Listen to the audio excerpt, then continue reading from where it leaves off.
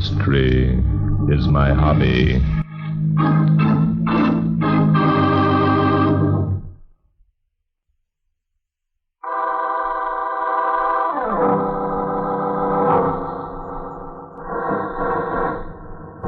Tonight's story began one evening last summer. Alan Fisher, a wealthy mining engineer, recently married to his young and beautiful wife, was being called upon by a young attorney named Frank Woodman.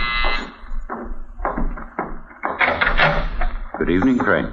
Come in. I got your message, Fisher. It sounded urgent. It is. I have a special case I want you to handle for me.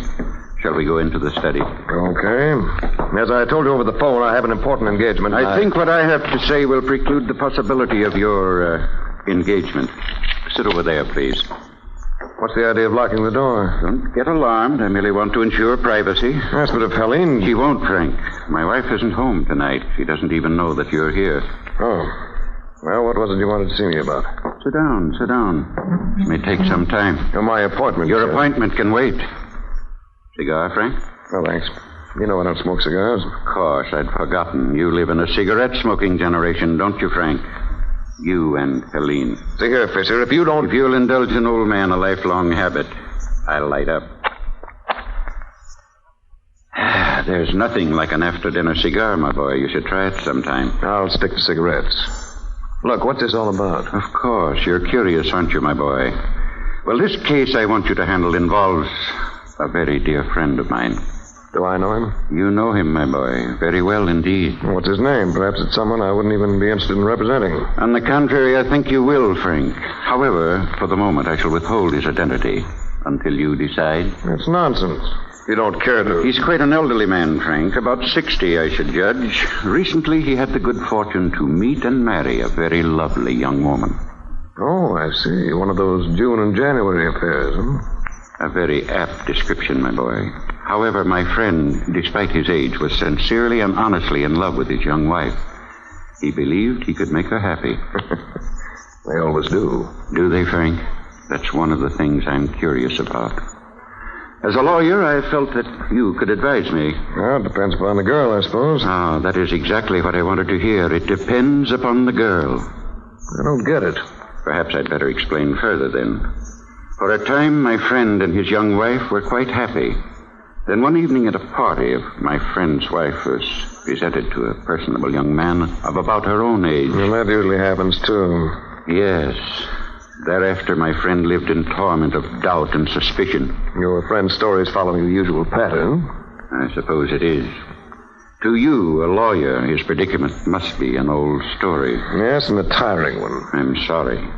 However, there is a point in my friend's story where it deviates from the customary pattern. Oh? Yes. My friend, though aware of his wife's infidelity and knowing that she was perhaps more to blame for the situation than the young man, did not accuse her of her disloyalty nor throw her out into the cold, cruel world. No? What did he do? Unfortunately, my friend realized that without his beautiful young wife, despite her faults, life would scarcely be worth living.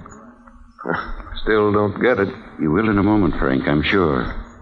Realizing the depths to which his love went, my friend began to think of some means of removing the young man from the scene. Yes, that is killing him.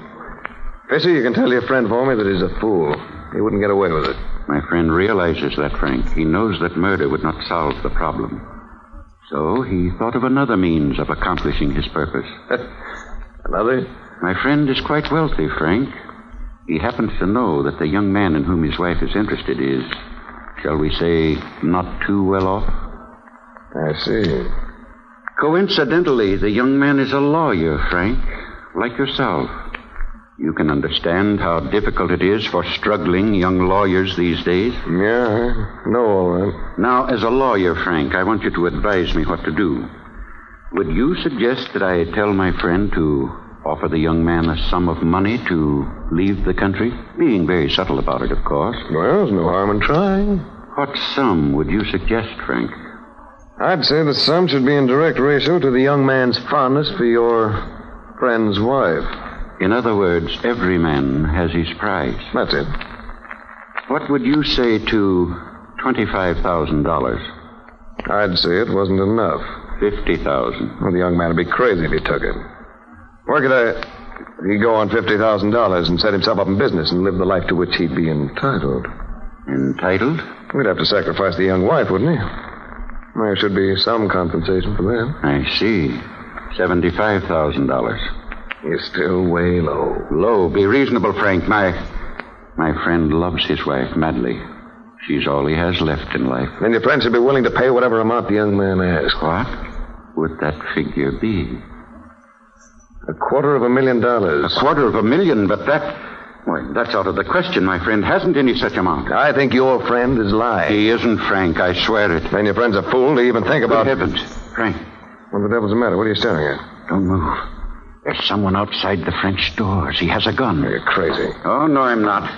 Stay where you are. I've got a gun in this... Put that gun down, you fool. Don't think you can trick me into turning around. Put it down.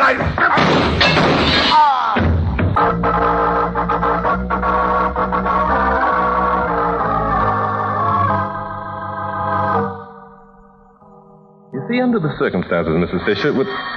Excuse me, please. I think that calls for me. Of course. Yes? Hello, Bart. Hello, Inspector. What did the fingerprints show? There were 2 sets on the gun. Frank Woodman's and Fisher's. I see. Anything else? Anything else? What more do you want? Jump in Judas, Bart.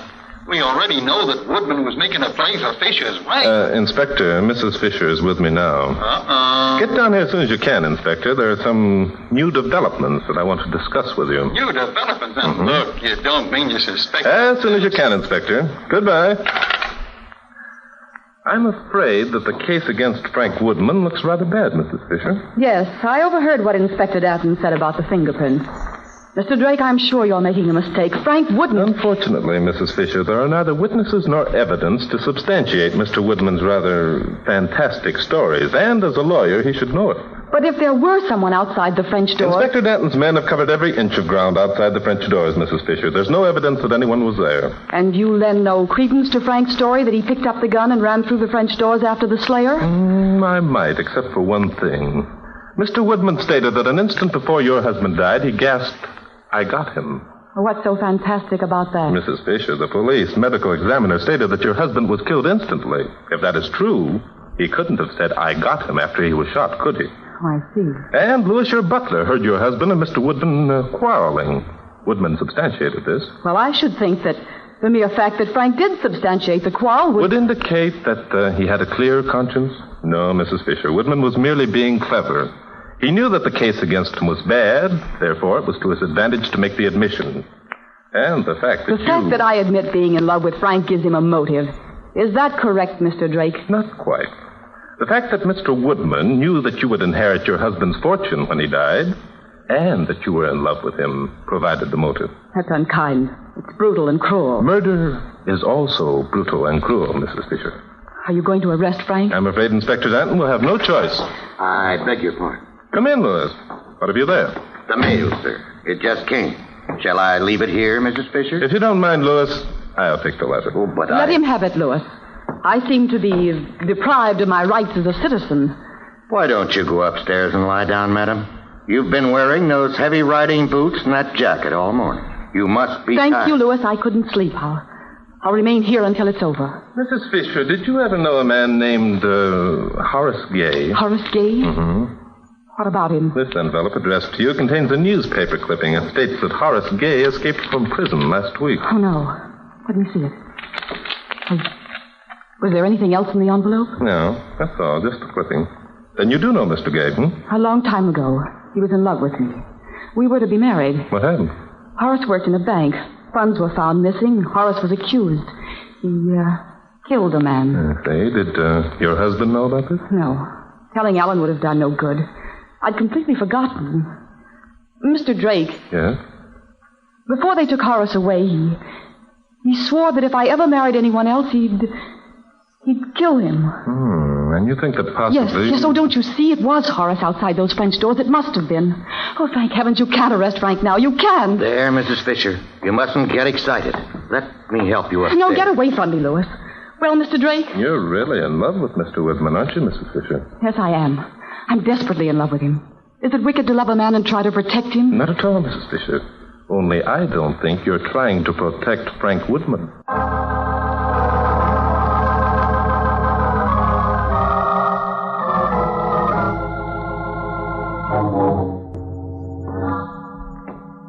Okay, Bart, we spent the whole day looking for clues that don't exist. Now we're right back at the scene of the crime where we started from. When are you going to let me arrest somebody? Inspector, you can start arresting anytime you like. Whom do you want to arrest? The guy who murdered Alan Fisher, naturally. And who is that, Inspector? It's Frank Woodman. You said so yourself. He had a motive. His fingerprints were on the gun. Oh, doggone it, Bart. I wish you wouldn't change your mind so often. I haven't changed my mind, Inspector. How do you account for that shot that came through the French doors? How do I account for it? Mm-hmm. You said yourself that Woodman probably fired the shot just to throw us off. Did I? Well, the broken glass was inside the study, Inspector. That indicates that the shot came from the outside. Besides, there was only one shot fired from Fisher's gun. No, Inspector. I'm afraid there was someone outside those French doors. Well, I'll be doggone. Bart, you're giving me a headache. Whose side are you on, anyway? Look, for crying out loud. You really sound unhappy, Inspector. Well, let's see, what time is it? 9 o'clock. Oh, that's odd. Yeah, isn't it, though? Every time it gets to be 9 o'clock, it's odd. What's odd about it? It doesn't happen soon.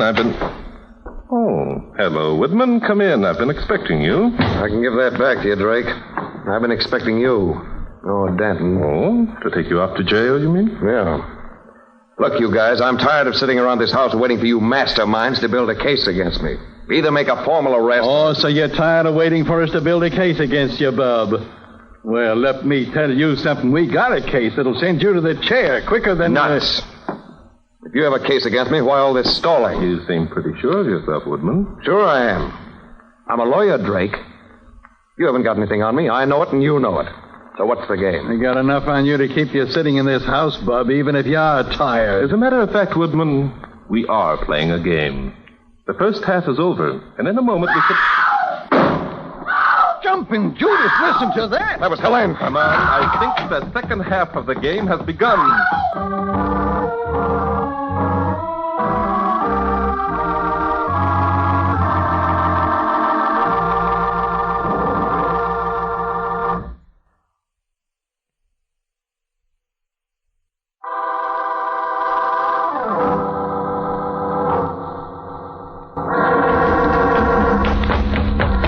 Helene's room is upstairs. How do you know? Never mind that. Let's get up there. Hey, there's the butler at the top of the stairs. Yes, I see him. This way, gentlemen. What's he running, a conducted tour? This is Mrs. Fisher's room. Helene. Oh, Frank, it was awful. Inspector, take a look out that window. Okay. Well, Mrs. Fisher. You're safe now, darling. Tell us what happened. I went to bed about an hour ago. I must have dropped off to sleep. I didn't realize how exhausted I was. Oh, you poor kid. I think she can talk without you holding her in her arms, Woodman. Please stand over there. Listen, you can't. Over there, I said. Okay. Very well, Mrs. Fisher. Go on with your story. It was pitch dark. Suddenly I woke up. Was it the shot that wakened you? Quit crowding her, Drake. The poor girl's upset. Woodman, one more remark out of you, and you'll spend the rest of the night in jail. Go on, Mrs. Fisher. No, it wasn't the shot that wakened me, Mr. Drake. I'm not sure what it was. It was pitch dark, and the first thing I saw was the luminous dial of a man's watch, glowing in the dark only a few feet from my head. Horrible. Go on, Mrs. Fisher. What happened? Well, that's when I screamed. The man, whoever he was, must have become frightened. He ran out into the balcony, banging the screen door shut behind him. But there was a shot. Well, apparently, after he got outside, he remembered what he'd come for. I could see him standing there, silhouetted against the sky. Then he raised his hand and shot through the screen door. Good heavens. There's a hole through the screen, all right. Bart, how's the babe? She's all right, Inspector. By the way, Mrs. Fisher, after the shot came, did you get out of bed? No, of course not. Then who turned on the lights in this room? I did, sir. I heard Mrs. Fisher scream and came running along the hall. I opened the door and snapped on the light. Then closed it again and came back to the stairs to start the conducted tour, I suppose. Well, yes, sir. I did. I didn't think it discreet to remain in Mrs. Fisher's room when she That stinks, Louie. For all you know, Mrs. Fisher was murdered in bed, but you were too shy to stay in the room. It's a pity some other people can't be as discreet. Oh, shut up, Junior. You're not married to the lady either, yet. Why, I think we got ourselves another suspect. That's ridiculous. Lewis is the most trustworthy butler I've ever known. Thank you, madam. He's also the only butler you've ever known, Mrs. Fisher. By the way, when you saw the prowler standing out in the balcony, didn't you recognize him? Recognize him? Mm-hmm. Do you mean that Horace... Yes, it's a possibility that shouldn't be overlooked, Mrs. Fisher. I'm surprised you didn't think of it yourself. All right, Inspector, let's get going. Yeah, sure. Good idea. Helene. Is that you, Frank? Yes. Turn on the bedside light. Darling. Oh, Frank, I love you so. I love you. I got your signal to come back. Is anything wrong? Oh, darling, I want to help you. You know that, don't you? Of course. Frank, listen to me. Have you ever heard of Horace Gay? Not until Drake spoke of him. Who is he, anyhow? He's an escaped convict from Sing Sing. He was sent up for murdering a man. Good heavens. Why did Drake Because I told Drake that Horace Gay and I were once in love. I told him that after the trial, Horace threatened to kill any man that I married. Helene, you don't mean that you... Of course not. I never heard of Horace Gay until I read about him in the paper. I cut out the clipping and mailed it to myself. But why in heaven's name? But don't you see why? I wanted Drake and everyone else to think that Horace Gay had come back and murdered Alan. But what if they... Capture Horace Gay? Oh, they won't, darling. That's how I was clever. The clipping came from a year-old paper. The police have practically given up searching for Horace Gay. Yes, it was clever. Very clever. But I still... Stop worrying, darling. Horace Gay is probably in South America by now. I'm not worrying. It's an ingenious idea. There's only one thing wrong. I know what you're thinking. I've taken care of that, too. Taking care of what? The gun, darling. Look, I've kept it under my pillow all this time. Do you mean that you... Of course. I fired the shot. There wasn't any prowler. And when Drake suggested that the prowler might have been Horace, I pretended I'd forgotten about him. Remember? Yeah, I remember. Well, if I had been the one who had suggested Horace, Drake might have thought it was a setup. Wasn't that clever? Very clever. What are you going to do with the gun? Oh, silly. If I'd thrown it out the window, why, they would have found it with my fingerprints. No, darling, Drake must never find the gun. So you expect me to get rid of it for you? But, darling, it's for your own good. You've already been searched. They'll never look. Helene. Yes, Frank? You think I killed Ellen, don't you? Didn't you, Frank? Don't be a fool. Of course I didn't. Blast it, Helene. Frank, What? come back here. Well, Sit down here. Close to me. Helene, listen to me. You listen to me, Frank, darling. Listen carefully. Perhaps you didn't murder Alan. If you say you didn't, it's all right with me. But I didn't. All right. Drake and Datton think you did. They can't prove a thing. Darling, suppose you're wrong. Suppose they can prove that you did. What do you mean? It looks bad, Frank. You did have a motive. You did quarrel with Alan. Your fingerprints were on the gun. You and I both have admitted we were in love. Stop it, Helene. I tell you, that wouldn't stand up in court. It's circumstantial. Alan was an important man, Frank. They've got to send someone up for his murder. And you think I'm the goat, huh? Oh, darling, let's not take that chance. Drake is practically convinced that this Horace Gay is the murderer. If they don't find the gun... Well, how will I get rid of it? What if they find it on me? Well, they won't, darling. Don't let them. Oh, Frank. Frank, if you take me away, I couldn't bear it. I couldn't bear it, darling. Here comes Drake and Danton. Oh, quick, darling. Put the gun in your pocket.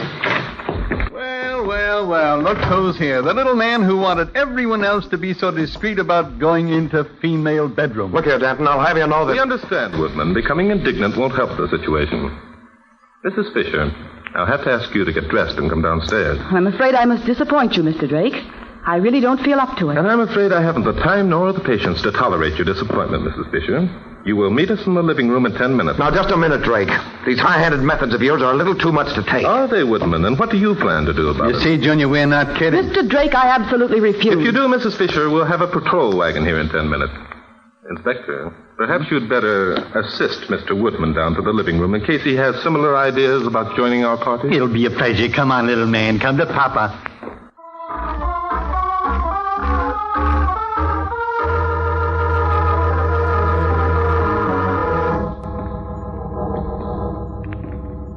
Well, the 10 minutes are up, Bart. Shall I call a wagon? We'll wait a moment or two longer, Inspector. In the meantime, Woodman, I think you'd better hand over the gun. What? What gun? What are you talking about? I'm talking about the gun that Mrs. Fisher used to shoot the hole through the screen, Woodman. It wasn't outside the house, and I'm sure that Mrs. Fisher wouldn't want it found in her room. But how? I mean, I haven't... Hand it over, Junior. Well, Look here, you can't... Oh. Can't... Here it is, Bud. Just like we figured. You see, Woodman, the ragged ends of the screen made by the bullet passing through pointed outward. That proved conclusively that the shot came from inside the room. Get it, Junior? Tell them what else we know, Bud. Very well, Inspector. We know that there was no man in Mrs. Fisher's room, Woodman. The whole thing was a product of her imagination. That's a lie. You can't prove a I thing. think we can. Mrs. Fisher said she woke up and saw the glowing dial of a man's wristwatch in the darkness. Well? How did she know it was a man's wristwatch? Why not a woman's? I beg your pardon, Mr. Drake. Oh, yes, Lewis. Mrs. Fisher is waiting for you in the library. Library. We told her we'd be here in the living room. Mrs. Fisher prefers the library, sir. Oh, she's trying to show her independence, eh? Well, Oh, no, Inspector. Meeting us in the library is the cleverest move Mrs. Fisher's made tonight. But on the other hand, it's a dead giveaway that she is the one who murdered her husband.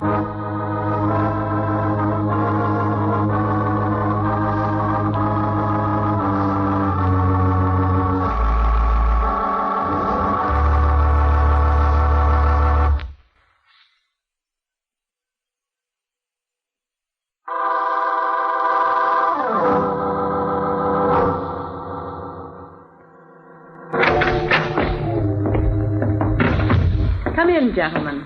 I hope I didn't keep you waiting. Not at all, Mrs. Fisher. Say, stop me if I'm out of order, but aren't you dressed kind of funny, Mrs. Fisher? Funny, Inspector Dutton? Why? Well, wearing a riding habit this time of night with those heavy boots. I love riding clothes, Inspector Danton. I never had a chance to wear them very much before I married Alan. That's a very nice act, Mrs. Fisher. I admire your courage. No, Lewis. I think you'd better remain. Yes, sir. Very well, sir. Drake, before we left the living room, you said that... Yes, I know. Lewis, what was the real reason that you didn't remain in Mrs. Fisher's room after you turned on the lights? Why, I was not in bed, that's why. Mr. Drake, must you be so prying? What possible difference can it make? A great deal, Mrs. Fisher. You were not in bed. You'd gotten up and run over to the screen door to unfasten the latch from the inside. Isn't that right? No. I'd gotten up to chase the prowler. I'd neglected to pick up my dressing gown, and Lewis... Nonsense. When Lewis switched on the lights, you were standing in the center of the floor. You made no effort to get back into bed. Isn't that right, Lewis? Why, yes, it is. Yes, of course. And why didn't you run back to bed, Mrs. Fisher? Why? I'll tell you why. Because if you'd taken one step, Lewis would have known that you couldn't walk without limping. Limping? What the devil? Yes, limping. When you shot at your husband through the French doors, Mrs. Fisher, he didn't die instantly, as I told you before. He lived long enough to mutter that he got whoever shot at him, just as Woodman said. Helene. It isn't true, Frank. Don't believe it. Yes, it is true. Your husband shot back at you. He hit you in the leg, and you realized you had to cover that wound. Say, that's why she... Yes, Inspector. That's why she's been wearing riding boots all day. And every time we've seen her, she's either been lying down or sitting. Exactly. And that's why Mrs. Foster came down to the library. Instead of the living room, she didn't want us to see her limping. Frank, the gun. The gun that I gave you. Shoot them. Shoot them. Frank! I'm sorry, Helene.